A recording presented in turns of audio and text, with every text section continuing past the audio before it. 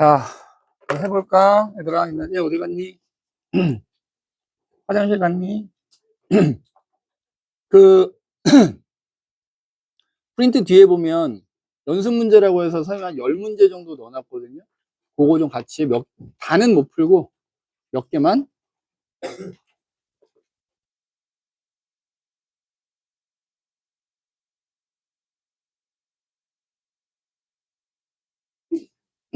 몇 개만 같이 좀 풀어볼 생각인데, 몇 개만 좀 풀어볼 생각인데, 가만있어 보자. 내가 프린트가 없네. 잠깐만.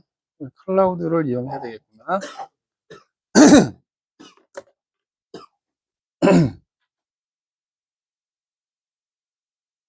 네 수행평가 또 있냐? 없지? 기말고사 전까지 없니? 없을 예정이야? 다행이구만. 혹시나 뭐 특이사항 있으면 꼭 바로바로 전달 좀 해주기 바란다. 알겠지? 응. 다른 선생님한테 꼭 얘기 듣게 하지 마시고 너희들이 직접 전달을 해줘야 돼. 그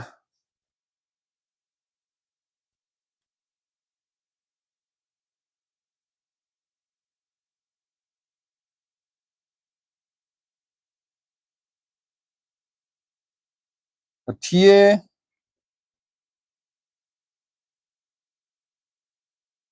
연습 문제라고 돼 있는 거에서 2번 문제 뭐 누구한테는 쉬운 문제일 수도 있겠다만 그래도 그죠? 얼른 들어와. 어휴, 분위기 좋은데? 어?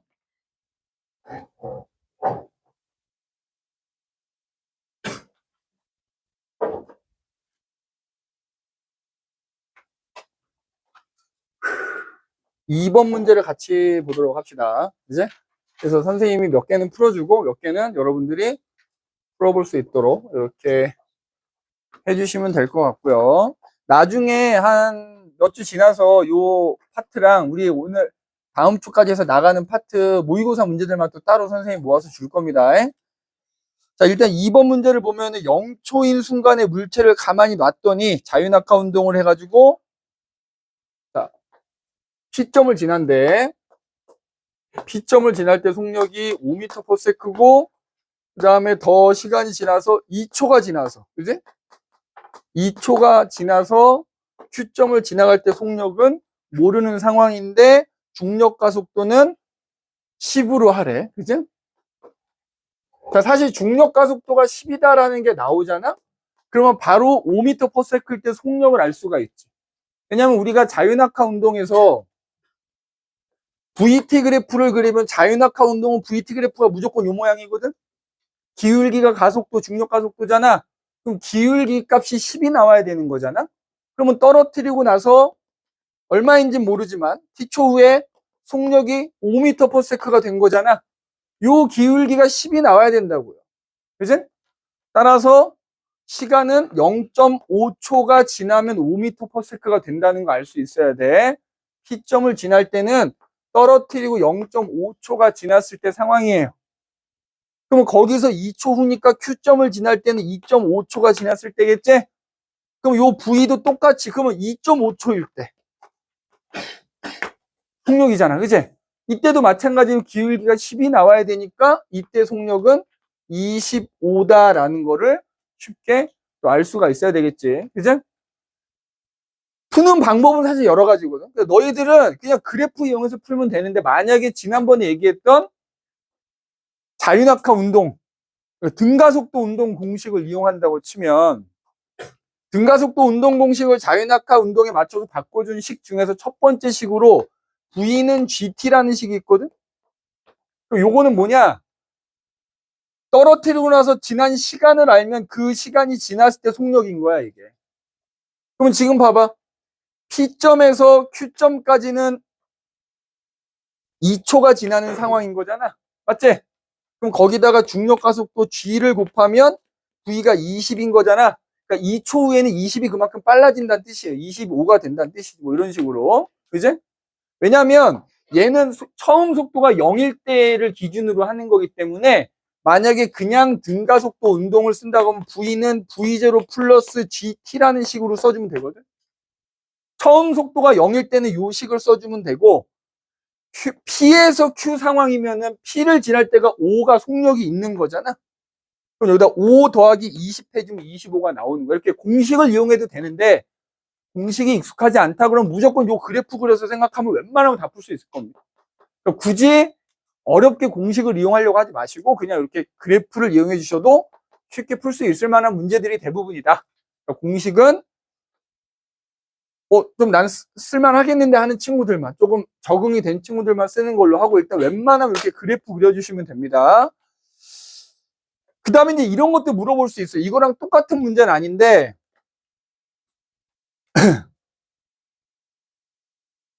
요 사이에 거리들도 물어보는 문제가 또 나올 수 있거든. 아마 뒤에인가 우리 교재인가 내가 하나 본 것 같은데 거기서 아마 나오기는 할 텐데 그건 그때 가서 또 얘기를 해보는 걸로 하고 3번 문제 같은 경우에 아까 선생님이 그려 칠판에 써준 거지. 같은 건물에서 높이가 다른 위치에서 던지는 상황인 거잖아. 이거 그냥 쉽게 풀 수 있어. 자, 봐봐. 옳은 학생 대화 내용을 고르래. 범준, A와 B는 모두 수평 방향으로 무슨 운동한다고?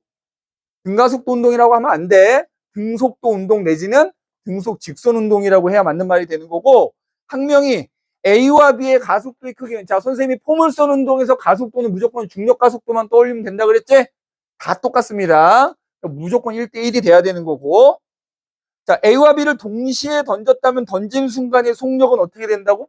봐봐. 아까 여기 지웠지만 같은 곳에 날아가서 떨어졌기 때문에 동시에 던져서 순차적으로 떨어지더라도 같은 지점에 떨어지려면 위쪽에 있는 애를 더 느리게 던져야 된다 그랬지? A의 속력이 더 느려야 됩니다. 그러니까 정훈이가 한 말은 틀린 말이 되고, 그 다음에 효진이가 한 말 봐봐. 수평면상에서 같은 지점에 동시에 떨어진다 이렇게 나오지? 자, 이럴 때는 하나를 늦게 던져야 된다고. 높은 곳에 있는 애를, 아니지. 높은 곳에 있는 애를 내가 아까 늦게 던진다고 써줬냐, 여기 혹시? 뭐라고 써줬니, 내가 아까? 잘못 써준 것 같기도 하고.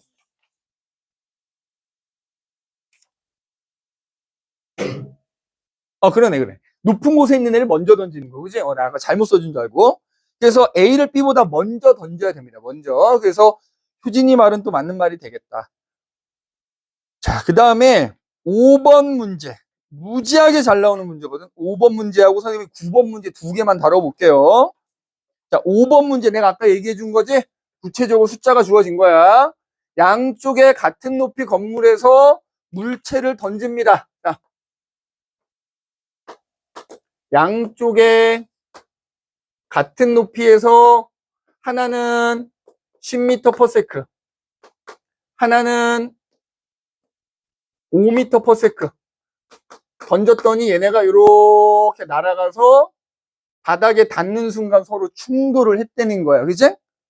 지면이 한 점에서 충돌했다 돼 있지. 그 다음에 이 두 건물 사이의 거리는 30m야. 자, 아까 얘기했다. 높이가 동일하잖아.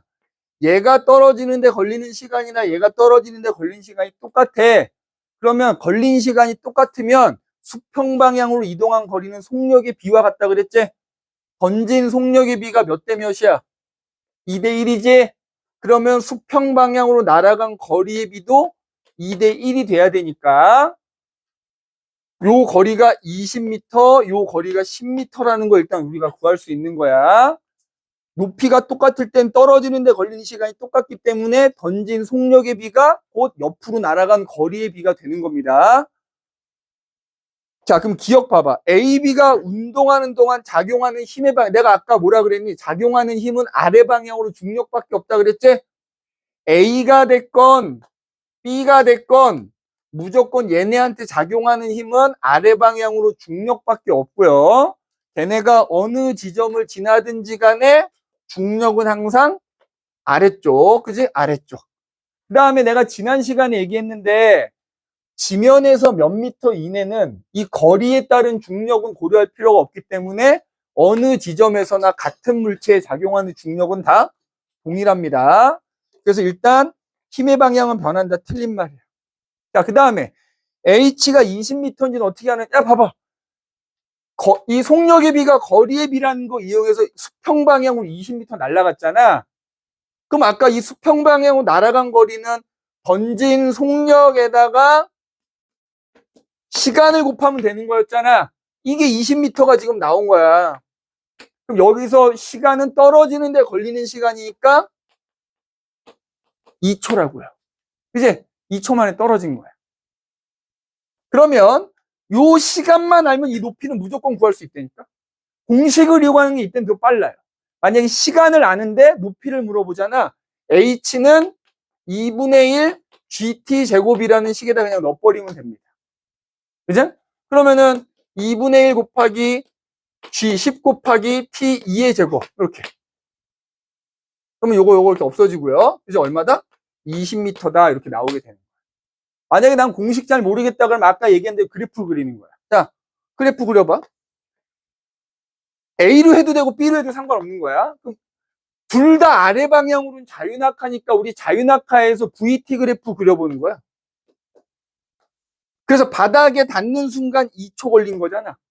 맞지? 그리고 중력 가속도가 10이면 요 기울기가 10 나와야 되니까 바닥에 닿는 순간 아래 방향 속력은 20이어야 되거든? 그러면 요 넓이가 이동거리가 되니까 요 넓이가 이 떨어진 높이, 건물의 높이가 되는 거야. 그러면 똑같이 뭐가 나와? 20m가 나오지. 이제 이렇게 그래프 이용해서 풀거나 요 그래프를 공식으로 만든 게 얘입니다. 이제 그래서 뭐 공식을 다 쓸 필요는 없지만 적어도 떨어지는데 걸리는 시간을 아는데 높이 물어볼 땐 요거 쓰는 게 훨씬 더 편합니다. 요거 쓰는 게. 그렇게 적절히 이용을 해주시면 되겠다. 그 다음에 디귿이 문제거든. 던진 속력을 2배로 하면 충돌하겠냐 안 하겠냐 이거야. 그치? 던진 속력을 2배로 하면 일단 충돌을 하겠냐 안 하겠냐와 충돌했을 때 한다면 수평 방향으로 이동한 거리를 물어봤잖아. 자 봐라. 여기서 얘를 20으로 던져. 20으로 던져도 지금 우리가 구한 거에 따르면 똑같이 2초 만에 떨어지는 거거든. 그럼 다만 더 멀리 날아간다 그랬지. 그럼 얘가 날아가는 경로를 그리면 이렇게 될 거 아니야. 40m 날아가야 되는 거잖아. 맞지? 그 다음에 얘도 10m 날아간 애를 10m/s로 던지면 2초 만에 더 멀리 20m 날아가서 떨어져야 되는 거잖아. 이렇게. 맞지? 조금 더 그리긴 했다. 그러니까 결과적으로 어떻게 되냐? 여기 잘 그릴게.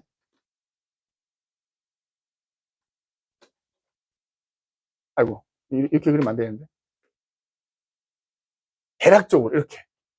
그러면 지금 보기 디귿에서 물어본 거는 요 거리거든. 요 거리. 그지? 충돌은 하는 거야. 일단 쉽게 얘기할게.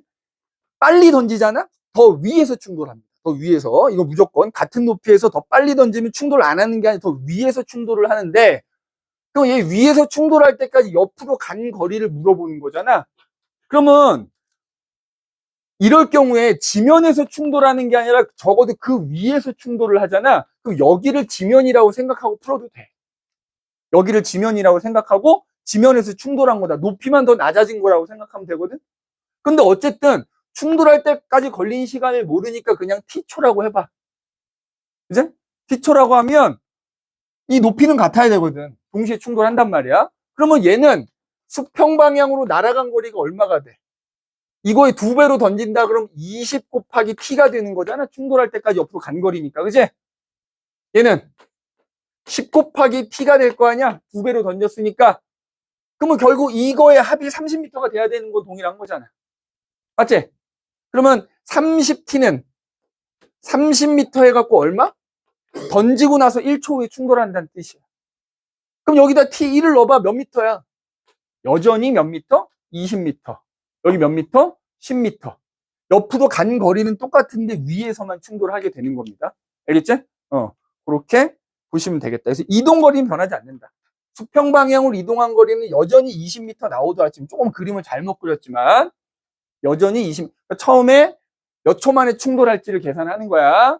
그럼 수평 방향으로 이동한 거리 20t, 10t 하면 2개 더한 게 30m여야 되니까 몇 초 후에 충돌하는지가 나오는 거고, 그럼 그걸 여기다 그대로 넣으면 얘가 수평 방향으로 간 거리가 나오는 거야. 그래서 바닥에서 충돌할 때나 위에서 충돌할 때나 수평 방향으로 간 거리는 동일하더라라는 거를 얻어낼 수 있다 이 말이야. 7번도 뭐 같은 문제입니다. 사실 양쪽에서 하나는 던지고 하나는 똑바로 떨어뜨리는 경우인데 이것도 그냥 양쪽에서 던진 경우랑 동일하다고 생각하면 돼요. 아까 얘기했듯이 같은 높이에서는 던지나 떨어뜨리나 떨어지는데 걸리는 시간 똑같다 그랬지. 높이가 같으면 그거 요거랑 비슷한 문제니까 그건 한번 풀어볼 수 있도록 하시고 9번 문제만 한번 봐볼게요. 9번. 높이가 다른 거야. 높이가. 그지? 양쪽 건물에서 던지는데 높이가 다른 상황인 거야. 자, 한쪽은 높이가 2h고요. 한쪽은 높이가 h인 상황이야. 여기 2h. h. 그래서 지금 던져. 그지? 던지는 거야. 얘 A를 VA로 던지고요. B를 VB라는 속력으로 던진대. 그 다음에 여기 보면 가운데 여기 P점에서 얘네가 도달을 했대요. 그지? 이 얘기는 결국에는 뭐냐? A는 여기 떨어지고요. B는 여기 떨어진 거야. 근데 문제를 일단 읽어보면은 같은 물체 A, B를 수평 방향으로 각각 던졌더니 P점에 도달했다. 자, 잘 보면 도달했다지 동시에 던졌다는 말도 없잖아. 먼저 던졌다는 말도 없고, 그지? 그러니까 그러면 그냥 동시에 던진 거야. 근데 얘는 먼저 떨어지고 얘는 나중에 여기 떨어진 거지. 이렇게 같은 지점에 떨어졌다는 뜻이야. 그때까지 수평 방향으로 간 거리 요거는 LA가 되고요. 얘는 LB가 된대. 자, 그럼 봐봐. 높이가 다르면 떨어지는데 걸리는 시간이 달라지거든. 높이가 낮은 놈을 기준으로 얘기해 볼게. 보세요. B가 H 높이에서 던졌을 때 떨어지는데 걸리는 시간을 T초라고 합시다. 그럼 A는 몇 초가 걸려? 높이가 2배잖아? 걸린 시간 루트 2배란 말이야. 그러면 얘가 떨어지는데 T초 걸렸으면 A가 떨어지는데 루트 2T초가 걸리는 거야. 그러면 A는 A대로 B는 B대로 계산해 보는 거야. A는 P점까지 수평 방향으로 이동한 거리가 LA잖아. 우리 수평 방향으로 이동한 거리는 내가 던진 속력에다가 떨어질 때까지 걸린 시간을 곱하면 된다 그랬잖아. 그지? 이렇게 표현할 수 있을 거고, LB는 던진 B의 속력에다가 B가 떨어질 때까지 걸린 시간을 우리가 T초라고 했잖아. 그지? 곱하면 되는 거야. 근데 그 비율이 몇 대 몇이래? 요게 3대 2라고 합니다. 그지? 요 T는 그냥 없애고 써보면 루트 2VA 대 VB는 3대 2다 이렇게 나오는 거잖아. 맞지? 그러면은 VA 대 VB는 몇 대 몇인 거야? VA 대 VB는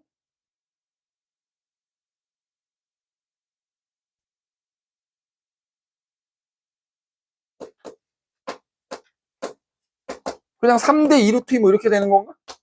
맞냐? 아니야? 맞지 않아?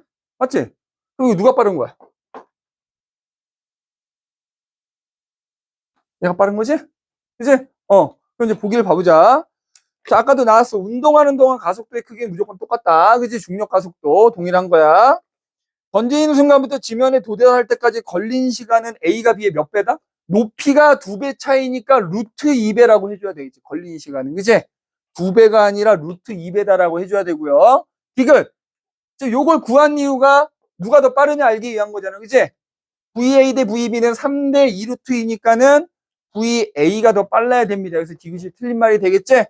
근데 이게 똑같은 그림으로 보기만 바꿔 나올 수도 있는 거야. 그래서 이런 식으로 구하는 방법도 한번 써놓는 게 좋습니다. 만약에 보기 디귿을 VA 대 VB가 몇 대 몇이냐 이렇게 물어볼 수도 있잖아. 그럼 이거 써야 될 거 아니야. 그지? 계산해서 맞는지 틀린지 찾아야 될 거 아니야. 그래서 9번 문제 이렇게 봐두시면 되겠다. 그 다음에 우리 초록 책에 보면은 몇몇 문제가 우리가 배우지 않은 내용의 문제들이 좀 포함되어 있는 게 있거든. 초록 책이랬네. 보라색 책에 보시면 오늘 숙제로 내줄 거기는 한데 혹시 없는 사람들은 옆에 친구랑 한번 잠깐 봐. 페이지로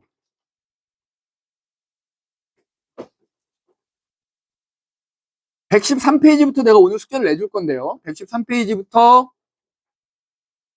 이따 내가 써주긴 할 건데 130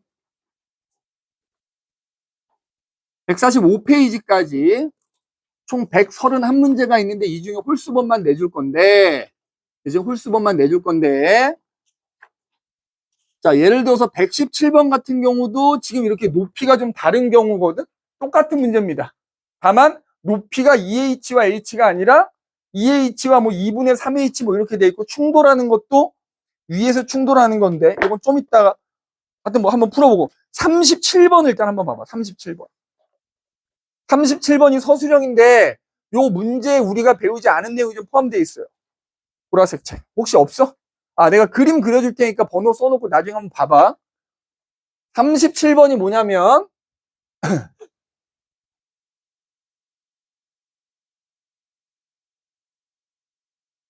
있는 사람들 혹시, 없는 친구들은 좀 같이 보면서, 그치?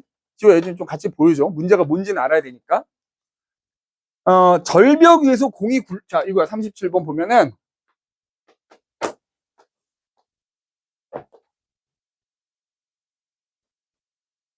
자, 여기 물체 B가 이렇게 있고요. 이쪽에서 A가 지금 굴러오는 거야. 이렇게 굴러오는 거야. 굴러와서 부딪혀. 3m/s로 굴러오고 있는데, 자, A가 굴러와서 B랑 부딪히면 B는 날아가서 떨어지겠지? 우리가 배운 이제 포물선 운동을 할 거야. 근데 문제는 A랑 B랑 부딪힐 때 B가 그러면 얼마의 속력으로 던져지는가 이제 이걸 찾아야 되는 건데, 여기에 우리가 안 배운 내용이 포함되어 있어요. 아마 다음 시간에 얘기할 내용이긴 한데, 운동량 보존 법칙이라는 게 포함이 되어 있단 말이에요, 이 문제. 물론 물리 좀 선행을 했던 친구들은 아마 알긴 할 텐데, 일단 봐봐. 질량이 M인 물체 A가 오른쪽으로 3m/s로 등속도 운동을 하다가 질량이 2m의 2M인 물체 B와 충돌하기 전의 모습이다. 자, 얘가 M이고요, 질량이. 얘가 2M이래. 그래서 얘가 이제 충돌을 하면은 100cm 떨어진 곳 지면에 여기 이렇게 날아가서 100cm. 자, 이것도 조심해야 돼. 근데 이런 문제에서 일부러 거리를 센티미터로 주는 경우가 있거든.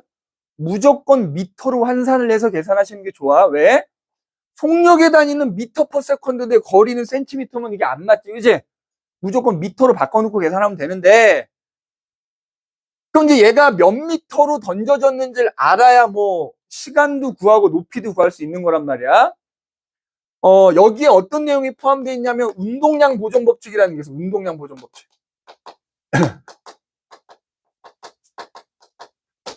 운동량 보존 법칙이라는 게 있어. 운동량이라는 건 나중에 배울 텐데, 운동량이라는 건 그 물체의 질량에다가 그 물체의 속도를 곱한 거거든. 속도. 이걸 운동량이라고 하는데, 운동량 보존 법칙은 뭐냐면 이 문제처럼 두 물체가 충돌을 할 때 충돌하기 전에 얘네들의 운동량의 합과 충돌하고 나서 운동량의 합은 언제나 같더라라는 걸 이용하는 거야. 질량 곱하기 속도거든. 그럼 지난번에 얘기했지만 속도는 뭐가 있다? 방향이 있어요. 그럼 잘 봐. 지금 요 그림이 얘네가 부딪히기 전 상황인 거잖아. A라는 물체의 운동량은 질량을 M으로 줬으니까 속도는 오른쪽으로 3m/s니까 플러스라고 해놓으면 얘의 운동량은 3m이야. 3m. 그 다음에 충돌하기 전에 B는 멈춰 있었잖아. 속도가 0이기 때문에 질량이 아무리 커도 운동량은 0인 거야. 그럼 운동량의 합은 얼마다? 3m인 거지? 그럼 이 두 물체가 충돌하고 나서도 합은 3m이 나와야 된다 이 말이야. 미터/세컨이라는 단위를 생략한 거야. 그럼 봐봐. 충돌하고 나면 A는 왼쪽으로 2m/s로 가게 된대. A는 이쪽으로 2m/s로 가게 된대. 그리고 B는 날아간대. 그 날아가는 속력을 V라고 해볼게. 자, 그러면 충돌하고 나서 A의 운동량은 얼마일까? A의 질량 M이지. A의 속도는 방향이 왼쪽으로 바뀌었으니까 마이너스를 붙이는 거야. 그러면 A의 운동량은 마이너스 2M이 나오거든. 그지? 그 다음에 B의 운동량, B는 오른쪽으로 날아가니까 B의 질량 2M에다가 속도를 V라고 하면 V 더한 게 운동량의 합일 거 아니야. 이게 얼마가 나와야 된다고? 3M이 나와야 된다. 그러면 요거 넘기잖아. 2MV는 OM 해가지고 M은 그냥 없애버리면 V는 얼마가 되냐면 2분의 5. 즉 A랑 충돌하면 B는 절벽 아래로 2.5m/s로 던져지게 된다고요. 맞지? 던져지게 되는 거야. 그래서 1m를 날아갔다는 거야. 그럼 우리 이제 배운 거, 이제부터 배운 거야. 수평 방향으로 날아간 1m는 던져진 속력 2.5m/s에다가 뭘 곱하면 돼? 시간, 그지? 그럼 이 시간 계산하면 얼마가 돼? 0.4초라는 시간이 나오게 되죠. 그지? 그래서 운동량 보존 법칙이라는 걸 알아야 얘가 얼마의 속력으로 던져지는지가 계산이 되는 거예요. 그러면 거기 이제 1번 봐봐. 절벽의 높이 h를 구하래. 중력 가속도는 10으로 하래. 자, 우리 떨어지는데 걸리는 시간 알아냈기 때문에 높이 h 구하는 건 쉽죠? 아까 그냥 공식에다 넣으라 그랬잖아요. 얘는 2분의 1 곱하기 중력 가속도 10으로 하라 그랬으니까 10 곱하기 10분의 4잖아. 10분의 4의 제곱이면 100분의 16. 맞지? 0.16이라고 할까? 그다음에 0.16. 계산하면 얼마가 나와? 5 곱하기 0.1이니까 0.8m 이렇게 나와. 그죠? 0.8m 이렇게 나오는 거야. 알겠지? 그 다음에 2번. 절벽으로부터 400cm 떨어진 곳에서 지면에 도달하기 위한 절벽의 높이, 무슨 얘기냐면 봐봐. 똑같이 A랑 부딪혔는데, 똑같이 부딪혔는데, 그러니까 똑같은 속력일 때 얘가 400cm를 날아가야 되는 거야. 봐봐. 다른 건 다 똑같은데 2.5m로 부딪혀서 쏘아지는데 400cm, 4m를 날아가려면 어떻게 해야 돼? 시간이 4배로 늘어나야 되는 거 아니야? 시간이 4배로 늘어나려면 이 높이가 0.8m에서 몇 배가 돼야 되냐고. 시간이 4배가 되려면, 맞지? 시간이 4배가 되려면 높이는 몇 배가 돼야 될까? 16배가 돼야 되는 거 아니겠니? 왜냐면 높이는 시간의 제곱에 비례하니까요. 맞지? 100cm 날아간 애가 똑같은 조건에서 400cm를 날아가려면 속력은 그대로인 상황이니까 높이가 높아져야 되는 거지. 그래서 떨어지는 데 걸리는 시간이 4배가 늘어나야 되는 거잖아. 4배가 늘어나려면 높이는 16배, 즉 0.8m에 16배가 늘어나야 되겠다. 그제? 그럼 높이 h는 0.8m 곱하기 16 이렇게 해주면 되겠다. 그제? 산수는 여러분들이 하는 걸로 곱하기를 못해. 그제? 0.8 곱하기 16 하시면 되겠다. 10.8m인가? 그런 것 같다. 그지? 아닌가? 12.8m구나. 그지? 이렇게 되겠다. 그지? 그리고 50 몇 번도 있을 거야. 아마 51번도 제외하시고요. 51번 제외. 51번 니네 이 단원이 아닌 문제야. 51번 제외해 주시고 또 있는데.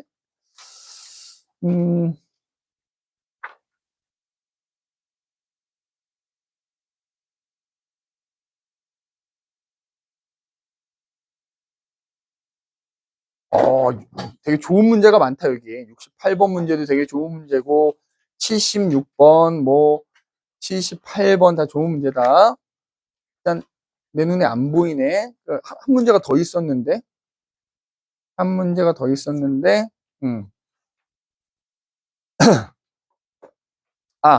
이제 다시 프린트로 되돌아와서, 이 프린트에서 빼먹은 게 하나가 있는데, 아마 자이스토리에는 그 내용이 있을 텐데, 내가 프린트에서 뺐는데, 왜 뺐냐면, 선생님이 알기로 교육과정이 바뀌면서 이 내용이 빠진 걸로 알고 있는데, 우리 자이스토리에 이게 그대로 들어있더라고. 뭐냐면, 그래서 프린트, 그 문제 앞부분으로 가서, 그 포물선 운동 아래쪽이나, 거기 뉴턴의 사고 실험 내용 밑에, 프린트 밑에다가 지금 내가 써주는 걸 쓰면 될 것 같아. 이 내용이 자이스토리에 있으니까 내가 몇 개만 소개할 테니까 나머지는 자이스토리 한번 읽어보시면 되는데, 교육과정에서 빠졌기 때문에 학교에서 안 할 확률이 좀 있어요. 그거 감안해서 들어주시면 된다. 뭐냐? 그럼 이러한 중력이 우리한테 영향을 끼치는 거야. 특히 뭐 이런 우리 사람과 같은 생명체에 영향을 끼치면 생명체는 그 환경에 맞게 적응을 한단 말이야. 그리고 그것 때문에 진화를 하게 된단 말이야. 그리고 우리가 살고 있는 지구 자체도 뭐야? 중력의 영향을 받고 있단 말이야. 그래서 이 중력이라는 힘이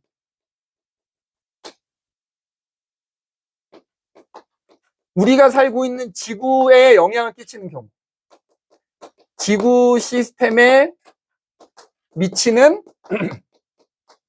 영향, 어떤 영향, 이 영향에 의해서 어떤 일들이 일어나느냐 이 말인 거야. 첫 번째는 지구 주변에 뭐가 돈다? 달이 돌잖아. 지구하고 달 사이에도 뭐가 작용하는데 만유인력, 중력이 작용하는 거야. 그것 때문에 아까 얘기했지만 달이 계속 떨어지고 있는데 지구도 둥그러니까, 그제? 일정한 거. 그러니까 달이 지구 둘레를 공전하는 거.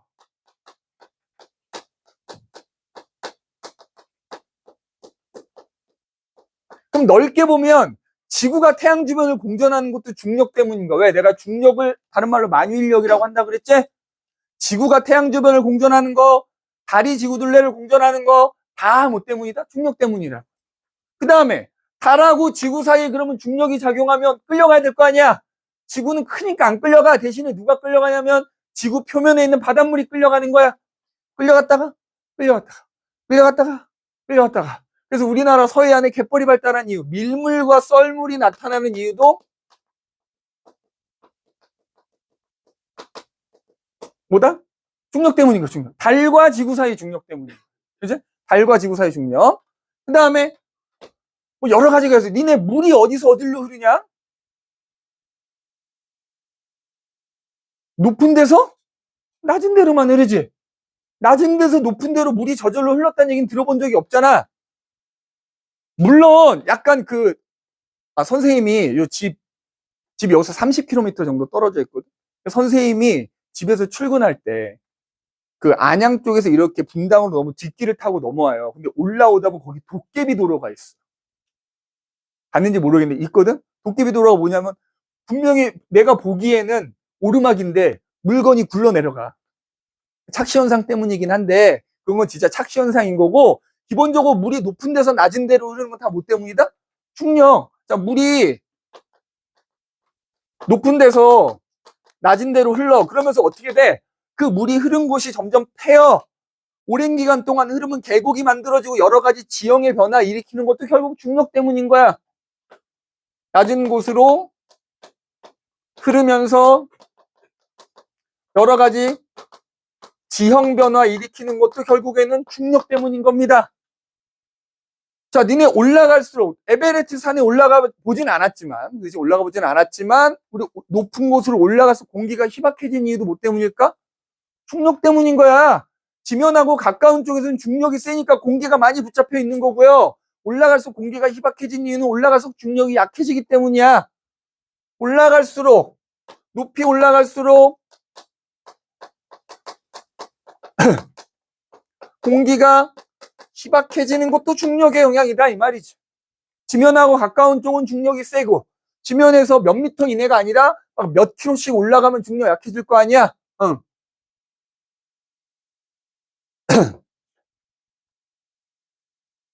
또 하늘에, 그지? 니네 중학교 때 배우잖아. 이거 왜 대기를 4개 층으로 나누지? 대륙권, 성층권, 중하권, 열권 뭐 이렇게 나누잖아. 대륙권에서 뭐가 일어나지? 대류현상이 일어나지? 대류현상 일어나는 것도 뭐 때문일까? 중력. 그지? 중력 때문이야. 왜? 중력에 의해서 뭐가 생겨? 차가운 공기는 더 무거워지는 거잖아. 그지? 중력의 영향을 더 많이 받으니까 걔는 아래로 내려가고, 가벼운 애들은 밀도가 작아지면서 어떻게 돼? 중력을 덜 받으니까 올라가게 되잖아. 근데 대륙권에서 일어나는 대류현상 같은 것도 결국 뭐다? 중력에 의한 겁니다. 중력에 의한 거야. 그 다음에 우리 흔히 말하는 기상현상 있지? 비가 오고 눈이 오는 거, 구름 안에 있는 물방울이 어떻게 돼? 점점 무거워지다 보면 중력의 영향을 받아서 아래로 떨어지잖아. 이런 기상현상이 나타나는 것도 뭐 때문이다? 중력 때문이다. 뭐 이거 말고도 여러 가지가 있어요. 지금 내가 언급하지 않은 건 자이스토리를 참고하시거나, 아니면 우리 숙제 하다 보면 또 이제 추가적으로 막 나오는 것들이 있거든요. 그런 것들은 그때그때 선생님한테 물어보기도 하면서 이제 외워두시면 됩니다. 그리고 안 나올 수도 있는 거야. 안 나올 수도. 교육과정이 바뀌어서 이게 안 나올 수도 있거든. 교육과정 바뀌기 전에 이게 무조건 나왔던 건데 안 나올 수도 있기 때문에 그냥 참고만 해둬라. 그러니까 이런 내용은 꼭 학교 선생님이 하시는지 안 하시는지 잘 봐야 돼. 학교 선생님이 이 내용을 언급한다? 무조건 한 문제는 나오는 겁니다. 언급하신다고 하면 무조건 한. 자, 그럼 이번에는 중력이 우리 사람과 같은 생명 시스템에 에도 영향을 끼쳐요. 그것 때문에 생명체들은 그거에 적응하기 위해서 진화를 하기도 하고 막 이렇게 되거든. 자, 대표적인 거 보면 알겠지만 선생님 목이 되게 길거든. 아마 여자로 태어났으면 미인이었을 거야. 그지? 보통 여자들 목 길면 미인이라고 그러잖아. 근데 내가 남자로 태어나서 미인이 아닌 건데 목이 되게 길어. 그 옛날에는 진짜로 처음 얘기하는 건데 내가 니네 나이 때 목이 되게 길어가지고 엄청 스트레스 받았거든. 컴플렉스였거든. 그래서 내가 병원에 갔어. 아니, 내가 그 당시 니네 나이 때만 해도 당연히 안 되는 거 아는데도 내 의사 선생님한테 정말 진지하게 얘기했다니까. 목뼈 하나만 잘라달라고. 너무 길다고. 그지? 사람의 목뼈도 7개요. 기린의 목뼈도 7개. 다 7개지, 그지? 의사 선생님이 그러더라고. 한심하다 하는 듯이. 자르면 너 죽어. 그지? 그래서 그냥 그렇게 살았는데, 이제 나이 먹고 보니까, 그지? 그냥 뭐, 어떡하겠어. 이미 길어진 목을 내가 줄일 수도 없고, 그지? 그냥 받아들이고 살고 있는데, 기린이 목이 되게 길어요. 그래서 내 별명이 기린이었어. 그지? 우선 별명 되게 많았거든. 지금 그래도 이게 조금 여기에 좀 들어갔지 않니? 예전에 이 뻐드렁니가 심했었다고. 교정을 살짝 했었는데, 별명 막 토끼도 있고 막 그랬어. 앞니 되게 툭 튀어나와가지고. 그지? 나머지 별명은 얘기 안 할게. 너무 너희들한테 각인돼갖고 계속 떠오를 것 같아. 얘기 안 할게. 나머지는. 응? 너희가 이미 생각하고 있는 그거일 수도 있어. 그지? 아무튼, 기린의 목이 되게 길잖아. 그러다 보니까, 니네 심장의 역할이 뭐지? 심장 박동을 통해 가지고 혈액을 온몸으로 공급하는 역할을 하잖아. 그럼 기린 목이 되게 길기 때문에 혈액을 올려보내야 될 거 아니야? 근데 올라가는 혈액은 당연히 뭘 받아? 중력의 영향을 받아 자꾸 내려가려고 할 거 아니야. 그러니까 심장이 매우 강하게 펌핑을 해줘야 돼요. 심장이 강하게 펌핑할수록 심장의 근육이 발달하겠지? 그래서 목이 긴 기린은 다른 동물에 비해서 심장이 매우 두꺼워. 심장이 두껍고 걔가 강하게 심장 박동을 하니까 뭐가 높아? 혈압이 되게 높아요. 이것도 중력 때문인 거야. 그럼 같은 맥락으로 코뿔소나 코끼리 같이 몸집이 엄청 큰 애들 있지. 걔네들은 다리가 어때? 졸라 두껍지. 그지? 왜 두꺼울까? 몸집이 크니까 중력 영향을 많이 받을 거야. 그걸 지탱하려면 다리가 두꺼울 수밖에 없는 거야. 몸집이 큰 동물들 다리가 매우 두껍게 발달했다. 다리가 매우 두껍게 발달했다. 그죠? 선생님 다리가 두꺼운 이 하체가 아주 튼튼한 남학생 되게 부러워. 선생님은 되게 극세사 다리거든. 그지? 묻 여성들이 부러워하는 다리란 말이야. 그지? 여자로 태어났어야 돼. 그지? 선생님 이득을 볼 게 되게 많았는데 남자로 태어나가지고 그지? 그래서 다리가 되게 두껍게 발달해. 그 다음에 이 혈압 얘기가 우리 몸 안에 뭐 있지? 정맥이란 혈관이 있거든. 자, 동맥에서 나간 그러니까 심장에서 나간 혈액이 동맥을 타고 나가서 온몸에 혈액에 있는 산소나 영양분을 공급한 다음에 정맥을 타고 심장으로 와야 되거든. 근데 정맥은 소위 말해 혈압이 되게 낮아. 심장에서 멀기 때문에. 그러면 혈액이 정맥을 타고 올라와야 되는데 중력의 영향으로 자꾸 내려가려고 거 아니야. 그래서 정맥 안에는 이런 식으로 뭐가 있냐? 중간중간에 판막이 있는 거야. 판막. 그리고 정맥은 옆에 근육이 있어. 그 근육이 눌러줘. 올라가, 눌러줘, 올라가 이렇게 되는 거야. 피가 거꾸로 내려가려고 하면 판막에 닫혀버리는 거야. 그래서 피가 밑으로 못 내려가게 해주는 거거든. 그러니까 우리 혈관에, 사람 혈관, 정맥에 판막에 있는 것도 이것도 중력의 영향 때문인 거예요. 그죠? 그래서 왜 들어봤는지 모르겠는데 특히 선생님 같은 직업, 오래 서 있는 직업을 갖는 사람들은 특히 여기 다리, 종아리나 허벅지 쪽에 혈관이 막 튀어나오는 질환에 걸리는 경우가 있거든요. 하지정맥류라고 하는 거. 요거 고장난 거예요. 판막이 고장나니까 여기 피가 이렇게 고이는 거야. 그래가지고 그 혈관이 툭 튀어나오는 것처럼 보이거든요. 그래서 좀 심한 사람들 막 압박 스타킹 같은 거 신어야 돼요. 주사 맞아서 없애기도 하고요. 막 그래. 판막이 있는 이유가 바로 그거 때문인 거예요. 자, 그 다음에 날아다니는 새들 있지. 새들이 날아다녀야 돼. 근데 얘네들 중력의 영향을 받으니까 자꾸 떨어지니까 기본적으로 새들이 좀 작잖아. 작기도 하지만 얘네가 가벼워야 최대한 잘 날 거 아니야. 그러니까 뼈가 사람 뼈와 달리 비어 있는 거야. 뼈 아니니까 뭐 이런 표현이 좀 적당한지 모르겠는데 우리 골다공증이라는 질병에 걸린 사람들의 이렇게 엑스레이 사진을 찍어보면 뼈가 구멍이 뽕뽕뽕뽕 나 있거든. 그러니까 그거 마냥 뼈 내부가 비어 있는 거야. 가벼워야 중력의 영향을 덜 받아서 잘 날 수 있기 때문에. 조류의 뼈는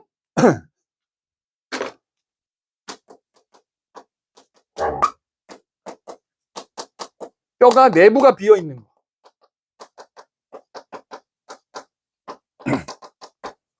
이것도 뭐 중력의 영향이라고 할 수가 있어요. 그죠? 뼈 내부가 비어 있는 거. 방금 하나 생각났었는데 또 까먹었네. 그 다음에 식물의 뿌리 있지. 식물의 뿌리. 니네 식물의 뿌리는 무조건 어디로만 자라? 니네 나무를 뒤집어 놔도 뿌리는 아래쪽으로 자랍니다. 그러니까 나무가 이렇게 있잖아. 그치? 땅에 심은 나무는 어떻게 돼? 이렇게 뿌리가 아래로 자라잖아. 근데 이 나무를 이렇게 뒤집어 놨어. 뒤집어 놔도 뿌리는 아래로 자랍니다. 그치? 뭐 때문에? 중력 때문에. 그치? 중력 때문에. 식물의 뿌리는 무조건 아래로 자란다. 그래서 그 식물의 뿌리가 자라다 보면 특히 오래된 나무들, 큰 나무들은 뿌리도 굵을 거 아니야. 걔네들이 바위 틈으로 들어가면 바위 쪼개버리는 거야. 홍화 침식을 일으키기도 해요. 그래서 아래로 자라는 거. 자, 마지막 하나만 더 할게. 우리 사람 귀 속은, 귀는 소리를 듣는 역할도 하지만 모두 한다? 평형감각하고도 관계가 있잖아요. 특히 우리 가다가 길 가다가 돌부리에 걸리면 어이쿠 하면서 넘어질 때 어떻게 돼? 내가 넘어지고 있구나라고 인지하잖아. 그러니까 안 넘어지려고 막 하잖아. 뭐 물론 그러다가도 넘어지기도 하지만 그게 내가 넘어지는구나를 알 수 있는 이유가 바로 귀 때문이야. 귀 속에 들어있는 전정기관이라는 거야. 전정. 얘가 결국 뭐를 감지하는 거야? 중력을 감지하는 거야. 중력을 감지해서 내가 넘어지는구나를 알 수 있게 해주기 때문에 우리가 넘어지지 않으려고 회피도 하는 거고 넘어지더라도 뭐 이렇게 짚으면서 넘어지니까 좀 덜 다치게 되고 이러는 겁니다. 그래서 이렇게 중력이 이런 식으로 생명 시스템에도 여러 가지 영향을 끼친다. 지금 선생님이 생각나는 거 쭉 써줬는데 마찬가지로 내가 안 써준 것 중에 자이스툴이 있으면 그것도 같이 좀 기억을 해두시고 또 언급하지 않은 것 중에 뭐 숙제 같은 거 하다가 나오면 그때그때 좀 물어봐 주시면 좋을 것 같고요. 이거 외에도 많이 나오는 거 있어요. 예를 들자면 중력의 반대는 무중력이겠지? 근데 촛불의 모양도 생각보다 많이 나오거든? 우리 촛불 켜면 촛불의 모양이 어떻게 되지? 이렇게 뾰족하잖아. 이게 중력의 영향 때문인 거야. 왜? 중력의 영향에 의해서 어떻게 되지? 요 윗부분 뜨거워지겠지? 그래서 뭐 일어나? 대류현상이 일어나지. 대류현상이 일어나서 공기가 올라가면서 촛불 모양을 끌고 올라가는 거야. 이렇게 뾰족하단 말이야. 근데 만약에 중력이 없는 무중력 환경이면 촛불 모양이 어떨까? 동그랗죠. 대류가 안 일어나기 때문에 동그랗습니다. 그지? 그리고 그런 것도 중력하고 관계된 현상이라고 생각하시면 되고요. 거기서 물방울 이렇게 물 빨대 꽂아서 먹잖아. 그 물방울 공중에 동그랗게 동동동동 떠다니지? 그 뭐 때문에 그래? 중력이 없어서 그런 거야, 그거는. 그지? 그래서 중력이 있는 것과 없는 건 좀 구분을 하셔야 됩니다. 알겠지? 나머지는 읽어보시고 참고해 두시면 되겠다. 자, 그 다음에 이제 넘기시면은 관성이라는 게 나와요. 관성. 관성이라는 게 나오는데, 자, 이것도 확인이 좀 필요한 내용인데 이 파트에서는 우리가 이 관성이라는 거 얘기할 건데 관성이 사실 어디에 나오는 거냐면 운동 법칙이라는 데서 나오는 거거든. 운동 법칙. 뉴턴의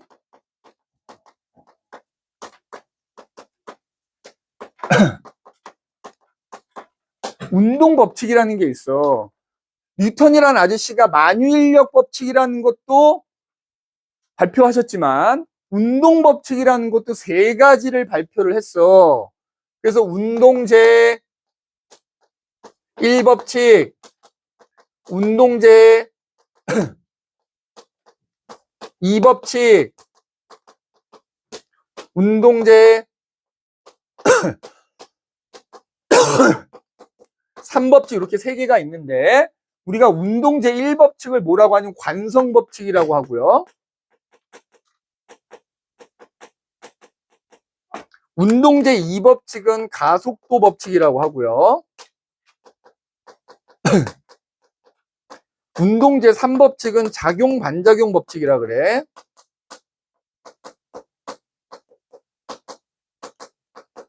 이제 나중에 2학년 때 물리학 공부하면 이거 세 가지 당연히 다 배울 텐데 기본적으로 통과는 교육과정상 요거밖에 안 나와 사실. 그래서 내가 연두색을 쓴 거거든. 근데 이게 학교에 따라서 학교 선생님에 따라서 어떤 선생님은 이 세 가지를 다 얘기하시는 경우가 있고 어떤 선생님은 이 두 가지만 얘기하시는 경우도 있고 그렇단 말이야. 그래서 너희가 아직 여기 진도를 안 나갔기 때문에 학교에서 나중에 진도 나갈 때 확인을 해주세요. 선생님은 우리는 시험 대비니까 목적상 일단 요거만 설명할 거야. 요거만. 그럼 요 두 개는 설명을 안 할 건데 오늘 만약에 나중에 학교에서 요걸 하셨다 라고 하면 그때 선생님한테 얘기해 주세요. 그때 가서 설명을 할 테니까. 물론 우리 이 보라색 책에 보면 아마 숙제하다 보면 얘네들하고 관련된 문제가 조금 나오기는 해요. 그런 건 그냥 넘어가서 푸셔도 되고 뭐 나는 알고 있다 하는 친구들은 풀어도 되는데 근데 기본적으로 요거만 설명할 겁니다. 얘네 둘은 나중에 너희 학교에서 진도 나가는 거 보고 추가로 설명을 하든지 이렇게 하도록 합시다. 알겠지? 그럼 이제 관성법칙 얘기를 할 텐데 관성법칙은 그냥 관성이 뭔지만 알면 사실 끝이야.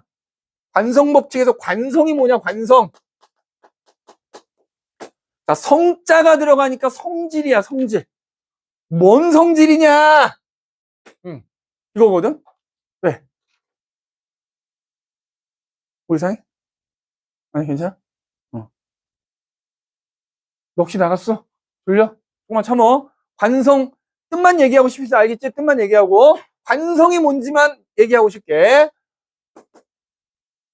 그래서 관성은 사실 정의를 좀 잘 알아두셔야 돼요. 그 관성의 정의를. 아마 프린트에 당연히 써 있을 건데. 자, 어떤 물체가 있어. 어떤 물체에 힘이 작용하지 않는다면. 자, 그런데 우주가 우주 한복판이 아니고서 사실 힘이 작용하거든? 자, 예를 들어 지금 여기 책이 있어. 이 핸드폰이 있어.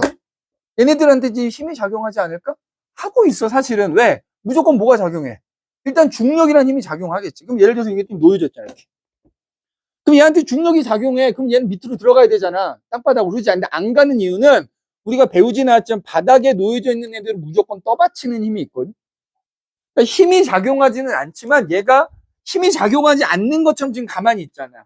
그 이유는 얘한테 작용하는 힘은 존재하나 얘한테 작용하는 힘들을 다 합쳐보면 그게 0인 거야. 지난번에 얘기했던 R자 힘이 0이면 힘이 작용하지 않는 경우랑 동일하거든요. 그러면 이렇게 물체에 힘이 작용하지 않으면 그 물체가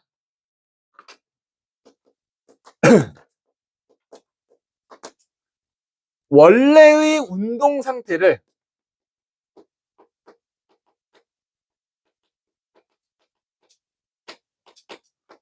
유지하려고 하는 성질. 힘이 작용하지 않을 때 원래 운동 상태를 유지하려고 하는 성질을 우리가 관성이다 이렇게 얘기하는 거야. 관성. 그러면 도대체 원래 운동 상태라는 게 뭐냐? 자, 이 교탁 지금 현재 어때? 움직여 멈춰 있어. 멈춰 있잖아. 얘 계속 멈춰 있다고요. 멈춰 있는 애는 원래 내가 멈춰 있으니까 계속 멈춰 있으려고 한다고요. 정지하고 있던 물체는 그냥 난 정지하고 있으니까 계속 정지하려고 하는 거야. 반대로 움직이고 있는 물체가 있어. 자, 얘가 지금 날아가고 있단 말이야. 근데 이 날아가는 얘한테 아무 힘이 없어. 혹은 알짜임이 0이면 얘는 날아가는 속력이 빨라지지도 않을 거고 느려지지도 않을 거고 뭐 방향이 위로 아래로 가지도 않고 그냥 계속 직선으로 가겠지. 운동하는 물체에 힘이 작용하지 않으면 그 물체는 계속 같은 속력, 같은 방향 계속 가려고 한다. 이거 계속 등속 직선 운동을 하려고 하는 성질을 뭐라고 한다? 관성이라고 하는 거예요. 그래서 멈춰있던 애가 계속 멈춰있으려고 하는 것 때문에 이제 이런 관성에서 여러 가지 현상이 나타나는데 멈춰있던 애가 계속 멈춰있으려고 하는 것을 우리가 정지관성이라고 하고요. 움직이고 있는 물체가 계속 등속 직선 운동하려고 하는 것을 운동관성이라 그래. 그래서 그 정지관성 때문에 나타나는 현상들이 있고요. 운동관성 때문에 나타나는 현상들이 있어요. 그 쉬는 시간 이후에 이어서 해보도록 합시다. 지금 현재 시각 7시 58분이므로 우리는 7시 10, 좀 더 써? 7시 20분에 시작하도록 합시다. 알겠지? 7시 20분.